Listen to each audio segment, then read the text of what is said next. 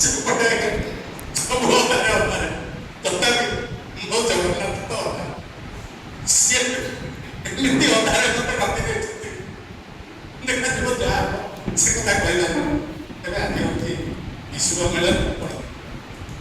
ଏ ପଣାର ମହତ୍ଵ ବହୁତ କିଛି ଅଛି। କାରଣ ଆମେ ଏଇ ଇଂରେଜ ମାନଙ୍କ ଦ୍ୱାରା ପରିଚାଳିତ ହୋଇ ହାପି ନ୍ୟୁ ଇୟରର କୌଣସି ମୂଲ୍ୟବୋଧ ଏଥିରେ ନାହିଁ। ତା ପଛରେ ଆମେ ଗୋଡ଼ଉଛେ।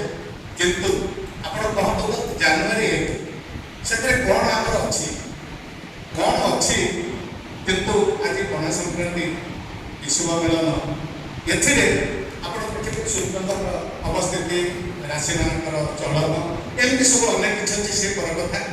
ତେବେ ପଣା ଆସିଲେ କହନ୍ତି ପଣା ଏଇ ବିଶ୍ୱ ସଂକ୍ରାନ୍ତି ଆସିଲେ କ'ଣ ହୁଏ, ତାର ଏକ ସୁନ୍ଦର କବିତା ଆମ ହାତରେ ପହଞ୍ଚିଛି।